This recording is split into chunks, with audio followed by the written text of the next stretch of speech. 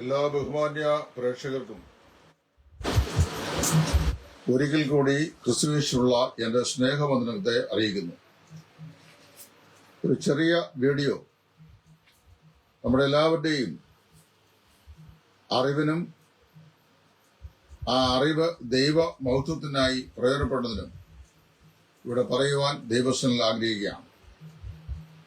139 സങ്കീർത്തനം 14 വാക്യം. ഇന്നേക്ക് 3000 വർഷങ്ങൾക്ക് മുമ്പ് ഇസ്രായേലിന്റെ മധുരഗായകനും ഇസ്രായേലിന്റെ രാജാവുമായിരുന്ന ദാവീദ് രാജാവ് എഴുതിയ ഒരു സങ്കീർത്തനത്തിലെ വാക്യമാണ്. നാം അറിയുന്ന പോലെ ദാവീദ് നിരവധി സങ്കീർത്തനങ്ങൾ എഴുതിയിട്ടുണ്ട്. അതില് അതിമനോഹരമായ മനുഷ്യ സൃഷ്ടിയുടെ ഭയങ്കരത്വത്തെ ശാസ്ത്രീയമായി മുൻകണ്ടുകൊണ്ട് എഴുതി വച്ചിരിക്കുന്ന ഒരു സങ്കീർത്തനമാണ് 139 സങ്കീർത്തനം. അതിന്റെ 14 വാക്യത്തിൽ നാം ഇങ്ങനെ വായിക്കുന്നു: എന്റെ അമ്മയുടെ ഉദരത്തിൽ നീ എന്നെ മെടഞ്ഞു, എന്റെ അമ്മയുടെ ഉദരത്തിൽ നീ എന്നെ മെടഞ്ഞു, ഭയങ്കരവും അതിശയകരവുമായി എന്നെ സൃഷ്ടിച്ചിരിക്കുക. ഞാൻ നിനക്ക് സ്തോത്രം ചെയ്യുന്നു. നിന്റെ പ്രവൃത്തികൾ അത്ഭുതകരമാകുന്നു. അത് എന്റെ ഉള്ളം നല്ലവണ്ണം അറിയുന്നു. നിന്റെ പ്രവൃത്തികൾ അത്ഭുതകരമാകുന്നു. അതെന്റെ ഉള്ളം നല്ലവണ്ണം അറിയുന്നു. ഞാൻ രഹസ്യത്തിൽ ഉണ്ടാക്കപ്പെടുകയും ഭൂമിയുടെ അധോഭാഗങ്ങളിൽ നിർമ്മിക്കപ്പെടുകയും ചെയ്തപ്പോൾ എന്റെ അസ്ഥികൂടം നിനക്ക് മറവായിരുന്നില്ല. ഞാൻ പിണ്ണാകാരമായിരുന്നപ്പോൾ നിന്റെ കണ്ണെന്നെ കണ്ടു. നിയമിക്കപ്പെട്ട നാളുകളിൽ ഒന്നുമില്ലാതെ ഇരുന്നപ്പോൾ അവയെല്ലാം നിന്റെ പുസ്തകത്തിൽ എഴുതിയിരുന്നു. ദൈവമേ, നിന്റെ വിചാരങ്ങൾ എനിക്ക് എത്ര കനമായവ, അവയുടെ ആകത്തുകയും എത്ര വലിയത്. ദൈവദാസനായിരുന്ന ദാവീദ് മനുഷ്യന്റെ സൃഷ്ടിയെ സംബന്ധിച്ച് പറഞ്ഞ അതിശയകരമായ ചില വാചകങ്ങളാണ് ഇപ്പോൾ ഞാൻ വായിച്ചു കേൾപ്പിച്ചത്. അടുത്ത സമയത്ത് ഞാനൊരു സയന്റിഫിക് മാസിക വായിക്കാൻ വേണ്ടിയായി തോന്നി. ആ മാസികയിൽ ഒരു വലിയ വിദ്യാസമ്പന്നനായ മനുഷ്യ ശരീരത്തിലെ ഏറ്റവും സുപ്രധാനമായ അവയവങ്ങളിലൊന്നായ ഹ്യൂമൻ ബ്രെയിനിനെ സംബന്ധിച്ച് ഒരു വലിയ പ്രസ്താവന എഴുതിയിട്ടുണ്ട്. ഞാനത് വായിച്ചു കഴിഞ്ഞപ്പോൾ എനിക്ക് അത് അതിശയകരമായി തോന്നി. അത് എഴുതിക്കുന്നത് അതിനെ കമ്പ്യൂട്ടറിനോട് ബന്ധപ്പെടുത്തിയാണ്. കമ്പ്യൂട്ടർ എന്താണെന്ന് കാഴ്ചയിൽ അറിയാവുന്ന, അതിനകത്ത് അത്യാവശ്യമായ എന്തെങ്കിലും ഡോക്യുമെന്റ് ടൈപ്പ് ചെയ്യാനോ ഇതുപോലെ ലൈവ് വന്ന് പറയാനോ ഒക്കെ അല്ലാതെ അതേക്കുറിച്ച് യാതൊന്നും ആധികാരികമായി പറയാൻ കഴിയാത്ത ഞാൻ അതേക്കുറിച്ച് വായിച്ചപ്പോൾ എനിക്ക് വളരെ അത്ഭുതം തോന്നി. ആ അത്ഭുതമാണ് അദ്ദേഹം പറഞ്ഞത്, അവർ brain has 2.5 million gigabytes capacity. ഇതാണ് ആ വാർത്തയിൽ പറഞ്ഞിരിക്കുന്നത്. The human brain has 2.5 million gigabytes capacity. അപ്പോൾ വാട്ട് ഈസ് എ ജിഗാബൈറ്റ്? അത് ഞാനൊന്ന് പരിധി നോക്കി. നമ്മുടെ ഇവിടെ ഇപ്പോൾ ഈ ആർട്ടിഫിഷ്യൽ ഇന്റലിജൻസ് ഉള്ളതുകൊണ്ട് any question you forward that within no second the answer will be ready. അപ്പൊ ജിഗാബൈറ്റ്സിനെ കുറിച്ച് കമ്പ്യൂട്ടർ ടെക്നോളജി ഒന്നും പഠിച്ചില്ലാത്ത ഞാൻ I try to understand what is gigabytes. അപ്പൊ അവർ പറയുന്നത് ഇങ്ങനെയാണ്: it's a unit of measurement for digital information. ഡിജിറ്റലായിട്ടുള്ള ഇൻഫോർമേഷൻ ശേഖരിക്കാൻ കഴിയുന്ന അതിന്റെ ആ ഇൻഫോർമേഷന്റെ അളവിനെയാണ് ജിഗാബൈറ്റ്സ് എന്ന് പറയുന്നത്. അപ്പോൾ 1 ജിഗാബൈറ്റ്സ് എന്ന് പറയുന്നത് 1 ബില്യൺ ബൈറ്റ്സ് ആണ്. That means 1 billion bytes constitute to 1 gigabytes. അപ്പം bytes are the basic unit of digital information. അപ്പം ഡിജിറ്റൽ ഇൻഫോർമേഷന്റെ ബേസിക് യൂണിറ്റ് എന്ന് പറയുന്നത് ബൈറ്റ്സ് ആണ്. എന്നിട്ട് ഈ ശാസ്ത്രജ്ഞൻ പറയുകയാണ്, അവർ brain has 2.5 million gigabytes capacity. ഒന്ന് അത്ഭുതമായിട്ട് നോക്കിയേ. ഇവിടെ 14 വാക്യത്തിൽ ദാവീദ് പറയാണ്, fearfully and wonderfully thou hast created me, whereas I thank thee, O my God. David is saying, fearfully, ഭയങ്കരവും അതിശയകരവുമായി നീ എന്നെ സൃഷ്ടിച്ചിരിക്കാൻ ഞാൻ നിനക്ക് സ്തോത്രം ചെയ്യുന്നു. വൈദ്യശാസ്ത്രവും ജീവശാസ്ത്രവും ഒരുപോലെ പറയുന്ന ഒരു യാഥാർത്ഥ്യമുണ്ട്. Human brain is the most complex structure. മനുഷ്യന്റെ തലച്ചോറ് എന്ന് പറയുന്നത് വളരെ സങ്കീർണമായ ഒരു ഘടനാ സവിശേഷതയാണ്. The complexity of the brain is yet to be learn. ഇനിയും നമ്മൾ പഠിക്കേണ്ടതായിരിക്കുന്നു ഈ ബ്രെയിനിന്റെ കോംപ്ലക്സിറ്റി, സങ്കീർണത. അതിന്റെ ഏതാണ്ടൊക്കെ ചില ഭാഗങ്ങളെ കുറിച്ച് മാത്രമേ മനുഷ്യനെ മനസ്സിലാക്കാനായിട്ട് കഴിഞ്ഞിട്ടുള്ളൂ.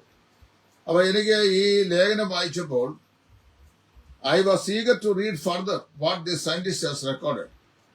സോ അദ്ദേഹം പറയാണ്, your brain has a storage capacity of about 2.5 petabytes, that is 2.5 million gigabytes. 2.5 petabytes, അതായത് 2.5 മില്യൺ ജിഗാബൈറ്റ്സ്. 1 മില്യൺ എന്ന് പറഞ്ഞാൽ 10 ലക്ഷമാണ്. 2.5 മില്യൺ ജിഗാബൈറ്റ്സ് ഇൻഫോർമേഷൻ റെക്കോർഡ് ചെയ്യാൻ കഴിയുന്ന സംവിധാനമാണ് ഈ മനുഷ്യന്റെ തലച്ചോറിനകത്ത് ദൈവം തമ്പുരാൻ ഫിറ്റ് ചെയ്യുന്ന പറയുന്നത്. ഇത് വായിച്ചപ്പോൾ എനിക്ക്, even though I am not a science student, neither I am a scientist, not a computer expert, yet I was very much happy to read through this article. ഈ ആർട്ടിക്കിൾ വായിക്കാൻ എനിക്ക് വളരെ സന്തോഷം തോന്നി. ആ ആർട്ടിക്കിൾ വായിച്ചപ്പോഴാണ് എനിക്ക് 139 സങ്കീർത്തനത്തിന്റെ 14 വാക്യം ദാവീദ് പറഞ്ഞതിന്റെ അർത്ഥം മനസ്സിലായത്. ഭയങ്കരവും അതിശയകരവുമായി നീ എന്നെ സൃഷ്ടിച്ചിരിക്കാൻ ഞാൻ നിനക്ക് സ്തോത്രം ചെയ്യുന്നു. നിന്റെ പ്രവൃത്തികൾ അത്ഭുതകരമാകുന്നു, അത് എന്റെ ഉള്ളം നല്ലവണ്ണം അറിയും. അപ്പൊ മനുഷ്യന്റെ തലച്ചോറിലെ ഒരു ഡിജിറ്റൽ ഇൻഫോർമേഷന്റെ ബേസിക് യൂണിറ്റിനെയാണ് വാസ്തവത്തില് എന്താ പറയുന്നത്, ഈ ബൈറ്റ്സ്, ജിഗാബൈറ്റ്സ് എന്ന് പറയുന്നത്. അതിനെ ആ നിലയിലാണ് അളക്കുന്നത്. അപ്പൊ ഹ്യൂമൻ ബ്രെയിൻ എന്ന് പറയുന്നത് 2.5 പെറ്റാബൈറ്റ്സ് ഉള്ളതും that is equal to 2.5 million gigabytes. അതേക്കുറിച്ച് അദ്ദേഹം പറയാണ്, അദ്ദേഹം പറയുന്നത് അറിയാമോ, 3 മില്യൺ മണിക്കൂറുകൾ, അതായത് 30 ലക്ഷം മണിക്കൂറുകൾ കണ്ടിന്യൂസ് ആയിട്ട് ടെലിവിഷൻ റെക്കോർഡ് ചെയ്യാനായിട്ട് സാധിക്കും. ഇത്രയും ജിഗാബൈറ്റ്സ് ഉണ്ടാവും. 30 ലക്ഷം മണിക്കൂർ. അതായത് അതേക്കുറിച്ച് പിന്നെ അദ്ദേഹം ധാരോട്ട് പറയുന്നുണ്ട്. പറയുമ്പോൾ എനിക്ക് വാസ്തവത്തിൽ അത്ഭുതം തോന്നുകയാണ്. അതായത് അദ്ദേഹം പറയുന്നു, it is enough to record 3 million hours of television TV.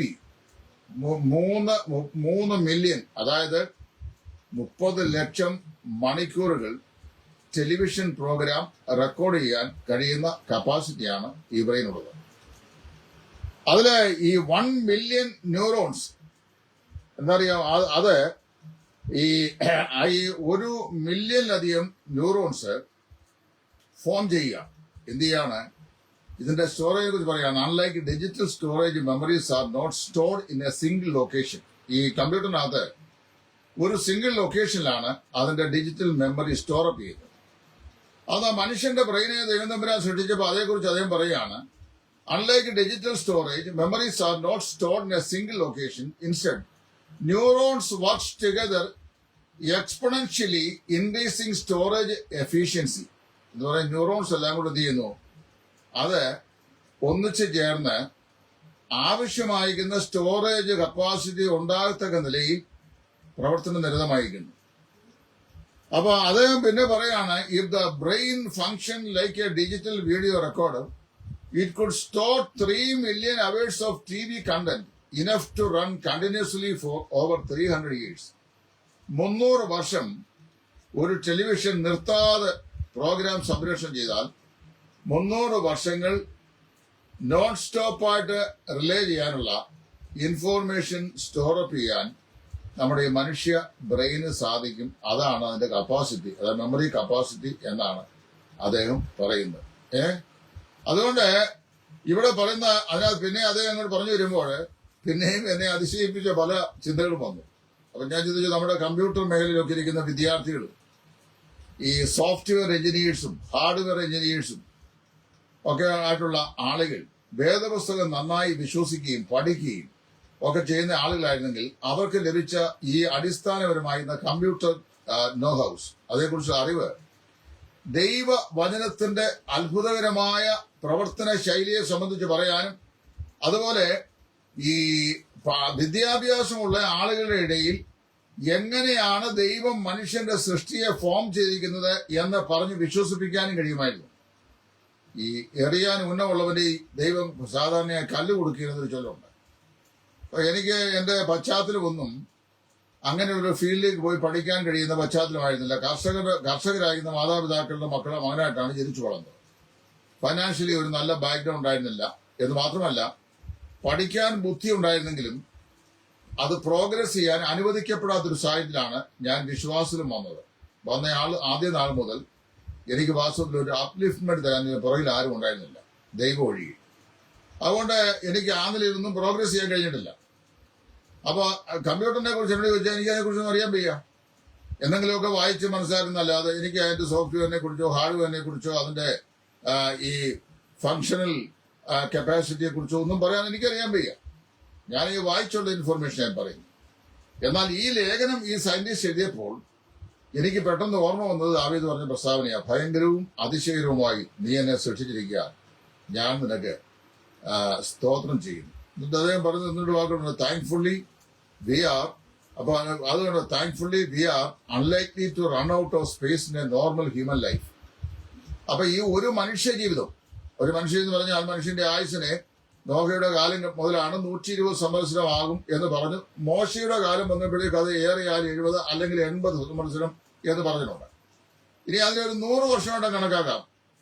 ഒരു 100 വർഷമായി മനുഷ്യന്റെ ജീവിതത്തെ കണക്കാക്കിയാലും ഈ 100 വർഷം മുഴുവൻ നമ്മുടെ ബ്രെയിനെ സ്റ്റോർ ചെയ്യുന്ന ഇൻഫോർമേഷൻ 100 വർഷം സ്റ്റോർ ചെയ്താലും അതേ പറയാണ്, it will never run out of space in a normal human life time. അതായത് ഒരു മനുഷ്യ ആയുസിൽ എത്രമാത്രം ഇൻഫോർമേഷൻ നമ്മുടെ ബ്രെയിൻ സ്വീകരിച്ചാലും അതിന്റെ സ്പേസ് ഇല്ല എന്നൊരു പരാതി വരികയില്ല. അത്ര ലാർജർ കപ്പാസിറ്റി മെമ്മറിയോടുകൂടിയാണ് ദൈവം ഈ ബ്രെയിനെ അത് ഫോം ചെയ്തിരിക്കുന്നത് എന്നത് പറയുന്നു. എന്നിട്ട് താഴത്തെ വാചകത്തിൽ അദ്ദേഹം പറയുകയാണ്, എനിക്കിത് വാസ്തവത്തിൽ തർജ്ജമ ചെയ്ത് ഒരു ലേഖനമായി എഴുതിയിടണമെന്ന് ആഗ്രഹമുണ്ട്. കാര്യം എല്ലാവർക്കും ഇത് പിടികിട്ടത്തില്ലെങ്കിലും വിദ്യാഭ്യാസമുള്ള ആളുകൾക്ക് വായിച്ചാൽ അത് ഗ്രഹിക്കാനുള്ള പ്രത്യേകമായ സഹായമായിരിക്കും. അദ്ദേഹം പറയാണ്, however the brain's memory is complex and not easily quantifiable. മനുഷ്യന്റെ മസ്തിഷ്കത്തിന്റെ മെമ്മറി, ഓർമ്മ, അല്ലെങ്കിൽ അത് ഓർമ്മയുടെ ചെപ്പിൽ സൂക്ഷിക്കാനുള്ള അതിന്റെ കഴിവ് എങ്ങനെയുള്ളതാണ്? Complex and not easily quantifiable. അത് വളരെ സങ്കീർണമാണ്.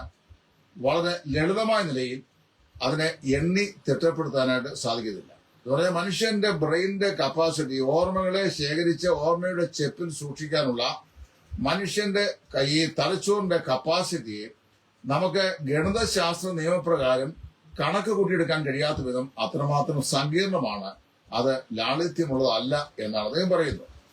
The size of a memory varies based on its details, relevance and whether it is later forgotten.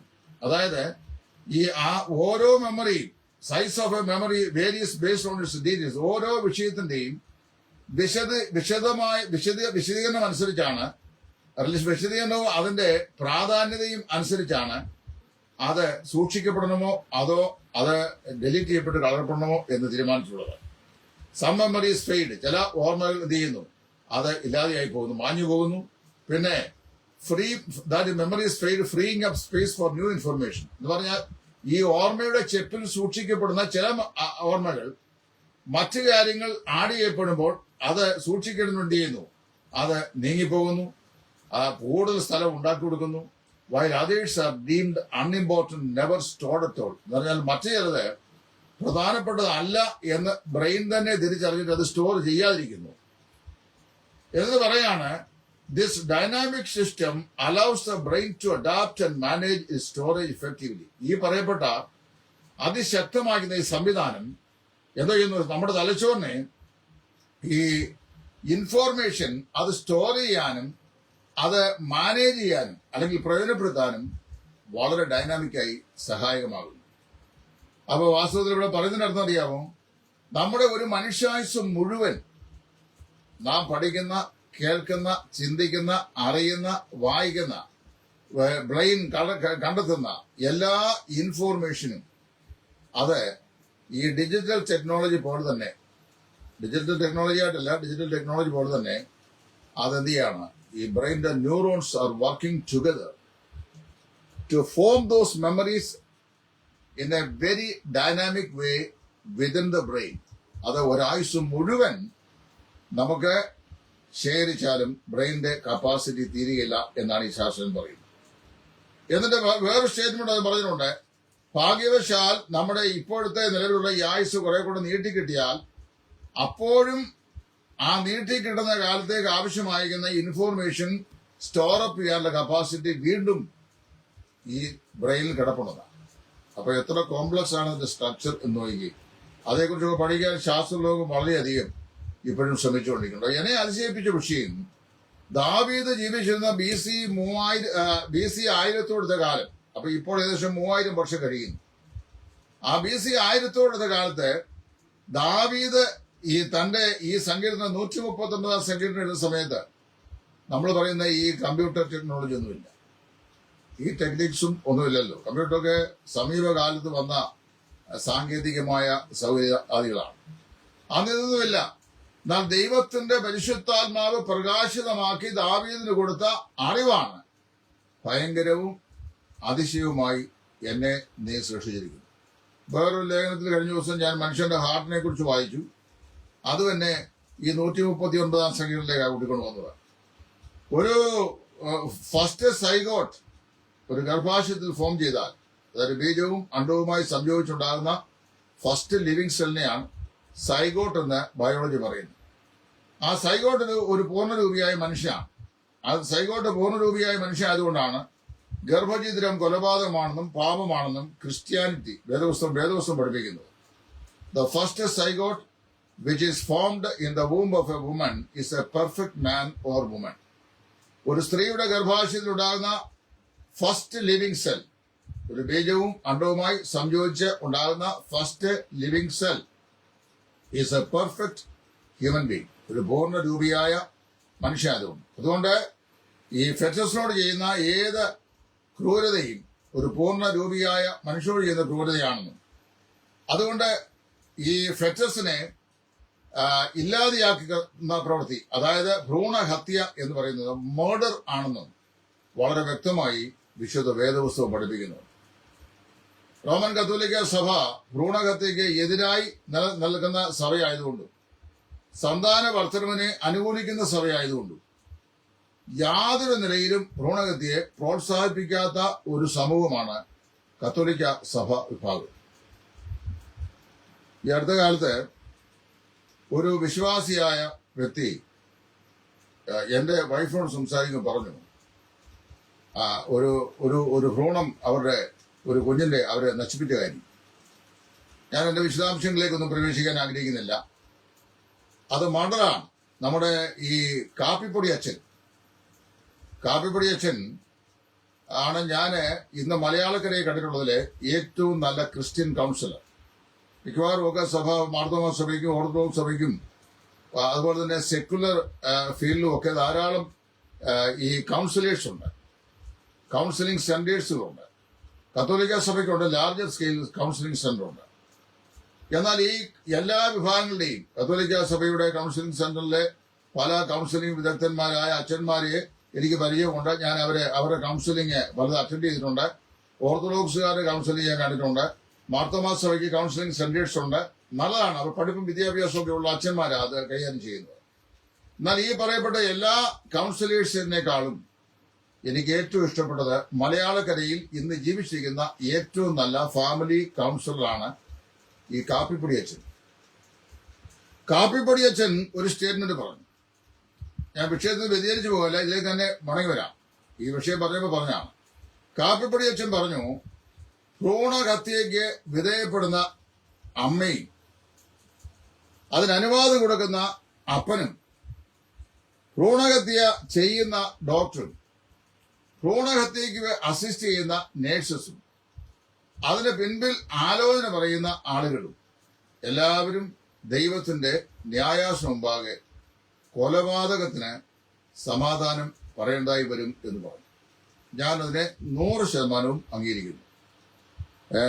ഭ്രൂണഹത്യ മർഡറാണ്, കൊലപാതകമാണ്. നമ്മൾ പോലെ ഭൂമിയിൽ ജനിച്ച് ജീവിച്ച് ലോകത്തിന് എന്തെങ്കിലും ഇതിനുള്ള സംഭാവനകൾ അല്ലെങ്കിൽ ദൈവരാജ്യത്തിന് എന്തെങ്കിലും സംഭാവനകൾ ചെയ്യാൻ അനുവാദമുള്ള അല്ലെങ്കിൽ അതിന് സാധിക്കേണ്ട ഒരു ശിശുവിനെയാണ് ഉദരത്തിൽ വെച്ച് തന്നെ നശിപ്പിച്ചു കളയുന്നത്. അത് ദൈവം കൊടുത്ത ജീവനെ നശിപ്പിക്കുന്ന പ്രവൃത്തിയാകിയാൽ കൊലപാതകമാണെന്ന് വേദപുസ്തകം പറയുന്നു. ഇതോട് ദാവീദ് പറയുകയാണ്, എന്റെ അമ്മയുടെ ഉദരത്തിൽ നീ എന്നെ മെടഞ്ഞു.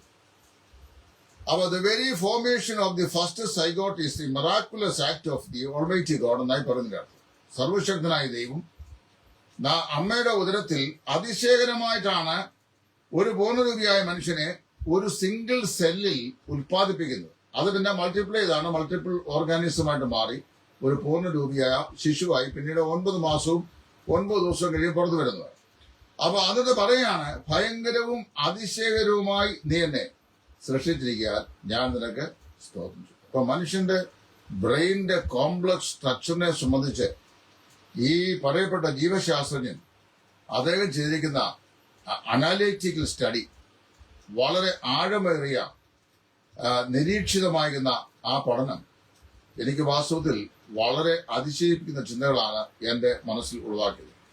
അപ്പൊ അദ്ദേഹം പറയാ, മനുഷ്യന്റെ ബ്രെയിന്റെ 4 അക്ഷരം പഠിക്കാത്ത മണ്ടൻ എന്ന് നമ്മൾ വിധിയെഴുതുന്ന മനുഷ്യന്റെയും ബ്രെയിന്റെ കപ്പാസിറ്റി, മെമ്മറി കപ്പാസിറ്റി എന്ന് പറയുന്നത് എന്താണെന്ന് അറിയാമോ?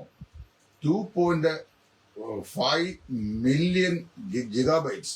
2.5 മില്യൺ ജിഗാബൈറ്റ്സ് അല്ലെങ്കിൽ 2.5 പെറ്റാബൈറ്റ്സ്. ഇതാണ് ഇതിന്റെ കപ്പാസിറ്റി. ഒരു മനുഷ്യായുസിൽ ദൈവം തന്നിരിക്കുന്ന ഈ കാലയളവിലെ മുഴുവൻ ഇൻഫോർമേഷനും സ്റ്റോർ ചെയ്താലും കൃത്യമായി വീണ്ടും നമുക്കൊരു ആയുസിനെ കുറെ കൂടെ നീട്ടിക്കിട്ടിയാൽ അപ്പോഴുള്ളതും സ്റ്റോറപ്പ് ചെയ്യാൻ കഴിയുന്ന നിലയിലുള്ള വിസ്തൃതി അതിന് ദൈവം നൽകിയിട്ടുണ്ട്.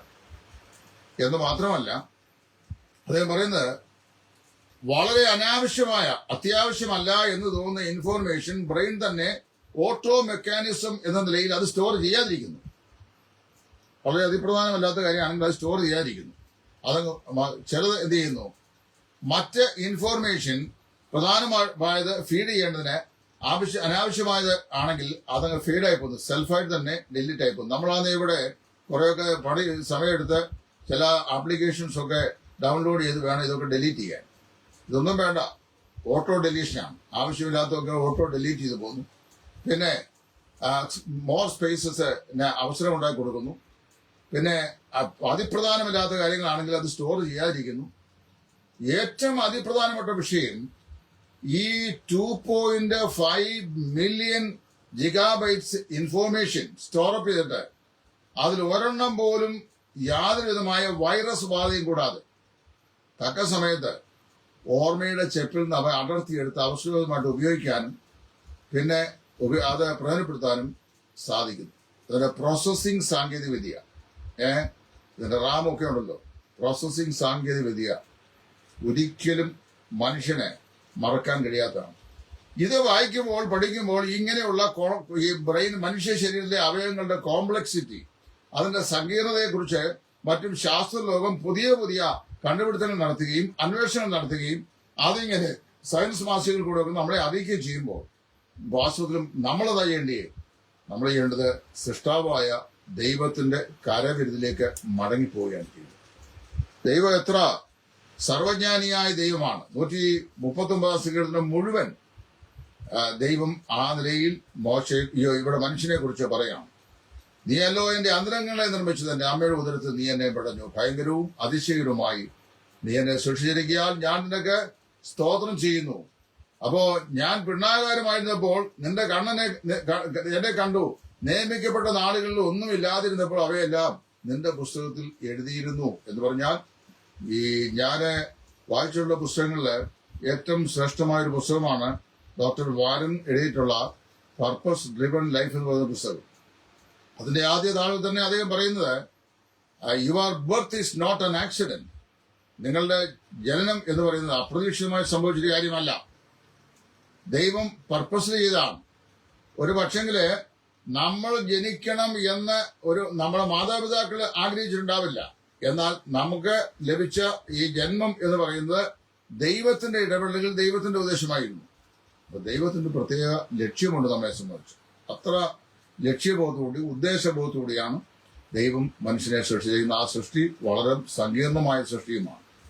ഇനി ശാസ്ത്രലോകം എത്ര വളർന്നാലും ഇപ്പൊ തന്നെ ഈ ബ്രെയിനിന്റെ സ്റ്റോറേജ് കപ്പാസിറ്റിയെ സംബന്ധിച്ചുള്ള നൂതനമായിരിക്കുന്ന ഈ സ്റ്റേറ്റ്മെന്റ് വാസ്തവത്തിൽ 3000 വർഷത്തിന് പുറകിലേക്ക് പോയി ദാവീദ് പറഞ്ഞ പ്രസ്താവനയുടെ യാഥാർത്ഥ്യത്തോടെ കോറിലേറ്റ് ചെയ്യുമ്പോൾ എനിക്കൊരു കാര്യം മനസ്സിലായി. ഇനി ശാസ്ത്രം എത്ര വികസിച്ചാലും വേദപുസ്തകം ശരിയാണ്, ദൈവം സത്യമാണ്, ദൈവമാണ് സൃഷ്ടിതാവ്. ദൈവത്തിന്റെ സൃഷ്ടിയുടെ ഈ സ്ട്രക്ചർ എന്ന് പറയുന്നത് മനുഷ്യൻ അന്വേഷിച്ച് കണ്ടെത്താൻ ശ്രമിച്ചാൽ അവന് കണ്ടെത്താൻ കഴിയത്തക്ക നിലയിൽ അഗാധമാണെങ്കിലും അത് സാധിക്കുന്ന നിലയിൽ ദൈവം അത് കൃത്യമായി ക്രമീകരണം ചെയ്തിരിക്കാവുന്നു എന്ന് മനസ്സിലാക്കാനും ആത്യന്തികമായി സൃഷ്ടാവായ ദൈവത്തിലേക്ക് മനുഷ്യന് മടങ്ങിപ്പോകാനും അത് സഹായകമാകും എന്ന് ഞാൻ വിശ്വസിക്കുന്നു. അപ്പൊ നമുക്ക് ദാവീദിനോട് ചേർന്ന് ദൈവത്തെ മഹത്വപ്പെടുത്താം. കർത്താവെ, ഇത്ര ഭയങ്കരവും അതിശയകരവുമായി നീ എന്നെ സൃഷ്ടിച്ചിരിക്കാൻ ഞാൻ നിനക്ക് സ്തോത്രം ചെയ്യുന്നുണ്ട്. ഈ മനുഷ്യന്റെ ഈ ബ്രെയിന്, ആ ബ്രെയിനിന്റെ 3 മണ്ഡലങ്ങൾ നമുക്കറിയാമല്ലോ. സെറിബ്ലം, ദെൻ സ്പൈനലൻഡ്. ഇത് 3 അതിൽ തന്നെ ഒരു മനുഷ്യനെ കുറിച്ച് പറയുന്നത്, ഒരു മനുഷ്യന്റെ ആയുസ്സിൽ അവന്റെ തലച്ചോർ, ദൈവം കൊടുത്തിരിക്കുന്ന തലച്ചോറിന്റെ സ്റ്റോറേജ് കപ്പാസിറ്റിയിൽ, അവന്റെ IQ-വിൽ ഏതാണ്ട് 3% to 4% മാത്രമേ മനുഷ്യൻ ഉപയോഗിക്കാറുള്ളൂ. ബാക്കിയൊക്കെ ഉപയോഗിച്ചതിന്മേ കിടക്കുക, ഉപയോഗിക്കുന്നില്ല. ഏറ്റവും വലിയ IQ ഉണ്ടായിരുന്ന 2-3 ആളുകളുടെ പേരുകൾ പറഞ്ഞപ്പോൾ അതിൽ ആൽബർട്ട് ഐൻസ്റ്റീനും ചുരുക്കം ചില ആളുകളും ഒക്കെ വരുന്നുണ്ട്. മറ്റേ ആൾക്കാരെയൊക്കെ IQ ഒക്കെ വെറും നിസ്സാരമെന്നാ പറഞ്ഞത്. അത് ഉപയോഗിക്കുന്നില്ല, അത് ഇങ്ങനെ ഇരിക്കുകയാണ്, വിജയിക്കുകയാണ്, ദൈവം വിജയിക്കുകയാണ്. അപ്പൊ ഞാൻ പറഞ്ഞു വന്നറിയാമോ, മനുഷ്യന്റെ ഓരോ അവയവങ്ങളും, കഴിഞ്ഞിടയ്ക്ക് ഞാൻ ഈ മനുഷ്യന്റെ കിഡ്നിയെ കുറിച്ചൊരു ഒരു മെസ്സേജ് പറഞ്ഞു. അപ്പൊ വാസ്തവത്തിൽ ഞാൻ വൈദ്യശാസ്ത്രം ഒന്നും അറിയാൻ വയ്യാത്ത ഞാൻ ഈ കിഡ്നിയെ കുറിച്ച് എങ്ങനെയാ ഇത്രയും ആധികാരികമായിട്ടൊരു മെസ്സേജ് പറഞ്ഞെന്ന് എന്നോട് തിരുവല്ല പ്രദേശത്തുള്ള ഒരു വിദ്യാഭ്യാസ മനുഷ്യൻ ചോദിച്ചു. അപ്പൊ ഞാൻ പറഞ്ഞു, എൻ്റെ തിരുവനന്തപുരം മെഡിക്കൽ കോളേജ് ഹോസ്പിറ്റലിലെ എ ഗ്രൂപ്പ് ഓഫ് ഡോക്ടേഴ്സ് ആയിട്ടുള്ള ഹ്യൂമൻ എൻസൈക്ലോപീഡിയ എന്ന് പറഞ്ഞ പുസ്തകം 1990 ഞാൻ വാങ്ങിയത് എന്റെ ലൈബ്രറിയിലുണ്ട്. അത് വായിച്ചപ്പോഴാണ് എനിക്ക് ആ കാര്യത്തെക്കുറിച്ചൊക്കെ മനസ്സിലായത്. അല്ല, എനിക്ക് വൈദ്യശാസ്ത്രം പോലും ഞാൻ പഠിച്ച ആളാണ്. അത് വായിച്ചപ്പോൾ എനിക്ക് കിട്ടിയ ഇൻഫോർമേഷൻ, ആ information I collected it and presented it in A systematic way. അത്രയും ചെയ്തുള്ളൂ. മനുഷ്യ ശരീരത്തിലെ ഓരോ അവയവങ്ങളെയും അതിന്റെ ഫംഗ്ഷനെയും സംബന്ധിച്ച് പഠിക്കുമ്പോൾ ഇതെത്ര സങ്കീർണമാണ് എന്ന് ഞാൻ ചിന്തിച്ചു പോകുന്നു. അപ്പോൾ വാസ്തവത്തില് ഈ ദാവീദിനോട് ചേർന്ന് നമുക്കും ദൈവത്തോട് പറയാം, കർത്താവേ, നീ ഭയങ്കരവും അതിശയകരവുമായി എന്നെ സൃഷ്ടിച്ചിരിക്കാൻ ഞാൻ നിനക്ക് സ്തോത്രം ചെയ്യുന്നു. നമ്മുടെ ഈ ഒരു ജന്മം അത് ദൈവത്തിന് പ്രത്യേകമായ ഉദ്ദേശമുള്ളതാണ്. നമ്മുടെ ഈ ലോകത്തിലേക്ക് ദൈവം നമ്മെ അയച്ചതിന് ദൈവത്തിന്റെ ലക്ഷ്യമുണ്ട്. ദൈവമാണ് നമ്മുടെ ഈ ശരീരത്തെ സൃഷ്ടിച്ചത്. ഈ ശരീരത്തെ, ഈ മനസ്സിനെ തന്നെ, അത് തന്നെ ഈ അടുത്ത ഇപ്പം സൈക്കോളജി ലോകം പഠിച്ചുകൊണ്ടിരിക്കുന്ന വേറൊരു ബ്രാഞ്ചാണ്. Where is the seat of mind. ചില ആൾക്കാർ ഹൃദയമാണെന്നാണ് പറയുന്നത്, വേറെ ചിലർ പറയുന്നു അല്ല ബ്രെയിനാണെന്നാണ് പറയുന്നത്. ബ്രെയിനാന്ന് പറയുമ്പോൾ ഈ മൈൻഡിനെ തന്നെ 3 ഭാഗങ്ങളിലായിട്ടാണ് വാസ്തവത്തില് വേർതിരിച്ചിട്ടുള്ളത്. ആ 3 ഭാഗങ്ങളായി ഹിപ്പോക്രൈറ്റ്സ് അതിനെ വേർതിരിക്കുമ്പോൾ അദ്ദേഹം പറഞ്ഞിട്ടുള്ളത് ഈ 3 മണ്ഡലങ്ങൾ: 1 കോൺഷ്യസ് റിലം, 2 സബ് കോൺഷ്യസ് റിലം, 3 അൺകോൺഷ്യസ് റിലം. അതില് ബോധമനസ്സ്, ഉപബോധ മനസ്സ്, അവബോധ മനസ്സ് എന്നാണ്. ഡോക്ടർ ടിം ലായി എഴുതിയിട്ടുള്ള അദ്ദേഹത്തിന്റെ മനോഹരമായ പുസ്തകം എന്റെ ഈ ലൈബ്രറിയിൽ ഇപ്പോൾ കണ്ണെത്തും ദൂരത്തിൽ, അതായത് ദ സ്പിരിറ്റ് കൺട്രോൾ ടെമ്പറമെന്റ് എന്ന് പറയുന്ന പുസ്തകം. അതിനകത്ത് അദ്ദേഹം ഈ കാര്യങ്ങളെല്ലാം നന്നായി വിശകലനം ചെയ്തിട്ടുണ്ട്. അതില് ഈ അൺകോൺഷ്യസ് മൈൻഡിനെ കുറിച്ച് അദ്ദേഹം പറഞ്ഞറിയാമോ? Unconscious mind is just like the Pacific Ocean ആണ്. ഈ അബോധ മനസ്സെന്ന് പറയുന്നത് പസഫിക് ഓഷ്യൻ പോലെയാണ്, വലിയ നിഗൂഢമുള്ള, ഒന്നും അറിയാൻ വയ്യ. സബ് കോൺഷ്യസ് മൈൻഡ് എന്ന് പറയുന്നത് ജസ്റ്റ് ലൈക്ക് അറ്റ്ലാന്റിക് ഓഷ്യൻ, അത്ര അഗാധമാണ്. അപ്പൊ അതില് ഈ സബ് കോൺഷ്യസ് മൈൻഡിന്റെ ഏതാണ്ട് ചില ഭാഗങ്ങളും ബോധ മനസ്സിന്റെ മിക്കവാറുള്ള ഭാഗങ്ങളും മാത്രമേ മനുഷ്യൻ ഇതുവരെ അനലൈസ് ചെയ്യാൻ പറ്റുള്ളൂ. അൺകോൺഷ്യസ് മൈൻഡ് ഇപ്പോഴും എവിടെയും പിടികൊടുക്കാൻ കിടക്കുകയാണ്. നോക്കി ദൈവം എത്ര ഭയങ്കരമായിട്ടാണ് ഇത് ചെയ്തിരിക്കുന്നത്. ഇതെല്ലാം തന്റെ മഹത്വത്തിനായി ദൈവം അങ്ങനെ ചെയ്തിരിക്കുന്നു. അപ്പോൾ കേവലം ദൈവത്തിന്റെ കരങ്ങളുടെ സൃഷ്ടിയാക്കിയത് നമുക്ക് ഇതൊക്കെ വായിക്കുകയും ചിന്തിക്കുകയും പഠിക്കുകയും ധ്യാനിക്കുകയും കേൾക്കുകയും അഡ്വാൻസ്ഡ് സയൻസ്, അതായത് ശാസ്ത്രം വളരെ വികസിതമായി നമുക്ക് ലഭിച്ചുകൊണ്ടിരിക്കുമ്പോൾ കൂടുതൽ ദൈവത്തോട് ആശ്രയിക്കുവാനും ദൈവത്തിനായി ജീവിക്കുവാനും നമ്മുടെ ഈ അറിവ് ഉപയോഗപ്രദമാകേണ്ടതാണ്. നിശ്ചയമായും ഇങ്ങനെയുള്ള ഇൻഫോർമേഷൻസ് അതിനായി നമ്മെ സഹായിക്കുമെന്ന് ഞാൻ കർത്താവിൽ വിശ്വസിക്കുന്നു. ദൈവം നിങ്ങളേവരെയും അനുഗ്രഹിക്കട്ടെ. ക്രിസ്തുവിൽ നിങ്ങളുടെ കൂട്ടുസഹോദരൻ സുവിശേഷൻ ടൈറ്റസ് ഫ്രം ഇടയാറുണ്ട്.